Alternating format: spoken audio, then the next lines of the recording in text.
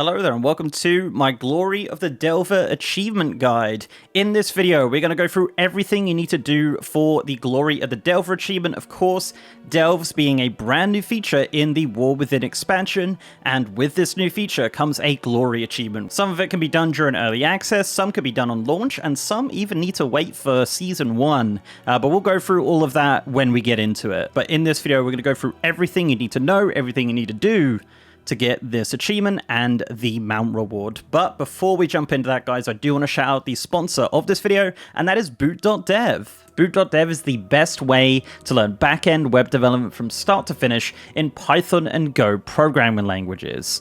They know that the smartest way to learn code is to make sure you're never bored, and Boot.dev is online, self-paced, and even feels like a captivating RPG game. This platform is designed to get you writing a ton of code, because they know that getting your hands on the keyboard and shipping projects is the only way to learn. As I mentioned, it's like an RPG game. You can earn XP, levels, achievements, and even complete quests to get on a top spot of a global leaderboard. And one of the best parts is they never want you to feel like you're spending money on something that isn't helping. So they offer a 30-day, no questions asked refund policy and a free demo of every course and its interactable features. So click the link in the description box and use my code MrGM to get 25% off your first month or your entire first year if you choose the annual plan.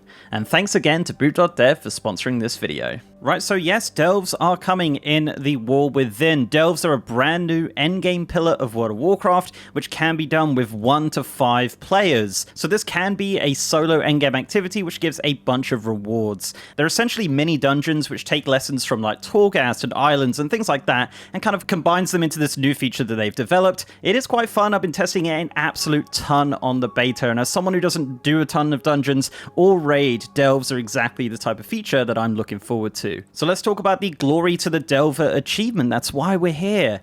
So this is a meta achievement with a ton of different requirements. It isn't too difficult, really, and all of it can be done solo. So if you are just a solo player, you will be able to do every single achievement on this list, and honestly, some of them might be a lot easier. So let's just dive into it. So the first one is War Within Delves Tier 8. So this one, unfortunately, can only be done at the start of Season 1 of the War Within. The reason for this is because the requirement is to complete a Tier 8 Delve. Now, Delves have difficulties from 1 to 11, but during early access and launch, you will only be able to do Tiers 1 to 3, and then once Season 1 begins, you can start unlocking the new tiers.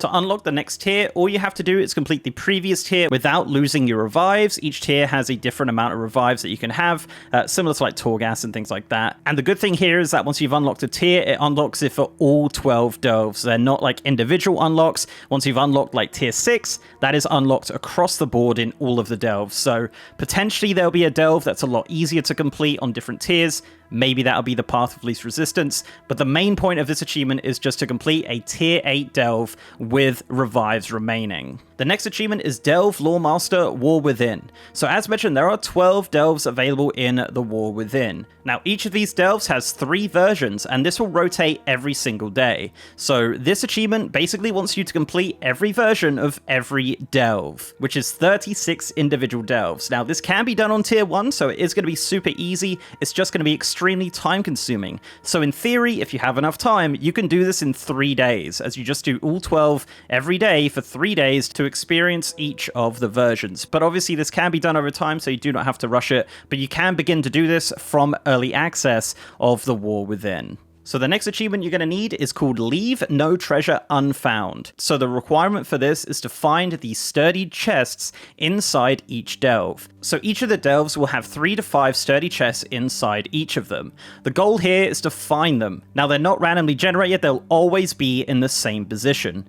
So what I've done is in the description are all of the coordinates you need to find these chests. Once you enter the delve and you've got the TomTom add-on installed, you just want to type in /tt paste, and then you can copy and paste the coordinates from the description into the text box, and then that'll show them on the map. Now sometimes you can do this in one run, however some delves have different areas accessible depending on the version, so it might take a couple of days of looking. So if you can't get into an area, wait till the next day to see if it's it's accessible from a different version. Now this can be done on any tier of delve, so obviously recommend tier 1 just to make it nice and easy. And to make it even easier, make sure you complete the delve first, because then any annoyances that were popping up during the delve will be gone once the delve has been completed, and you can just easily run back and get all of the sturdy chests a lot easier. And what I'm going to do as well is leave a video down in the description with footage from every single chest from every single delve. This is just going to be a visual helper if you are really struggling to find the chests in the specific delve.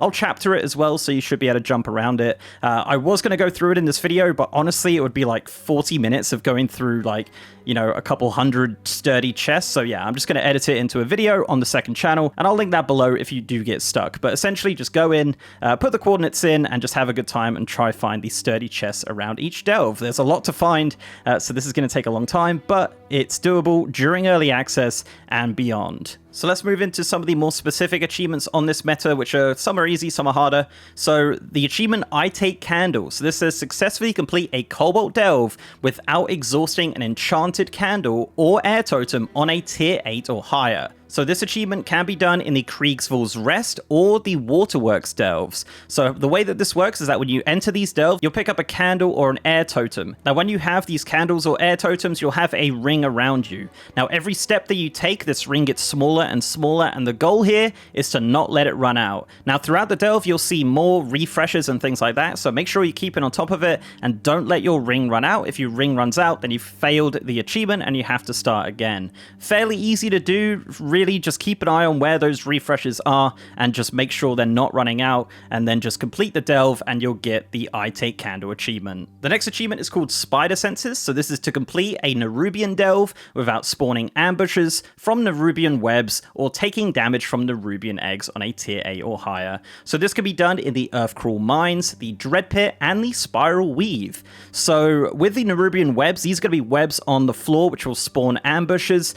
Do not stand in these webs. If you stand in these webs in a tier 8 or higher, you will fail the achievement. As for the Nerubian eggs, just keep an eye out for those. Don't run into them. Don't get near them. Once again, that'll spawn NPCs that will end up just failing the achievement. So this one's fairly easy. Just avoid the floor. I find the Earthcrawl Mines is probably the best one for this. Just simply avoid the stuff on the floor on a tier 8, complete the delve, and you'll get the Spider Sense achievement. Next up is the Sporesweeper achievement. This is to successfully complete a Fungarian delve without being hit with explosive spores on a tier 8 or higher. So this can be completed in the Fungal Folly or the Mycomancer Cavern. So inside these Fungarian delves are spores. They're going to be floating around, and as soon as you get anywhere near them, because they have a circle around them, they are going to explode. Now you can walk into them, but you want to get out of there before they explode, because as soon as they explode, they're going to knock you back, it's going to give you damage, and that's just not what you want, and that's going to fail the achievement. The goal here, just avoid them, don't even get near them, just go around the circles, do whatever you can. It does get a bit spicy at times, because there is a lot of NPCs around.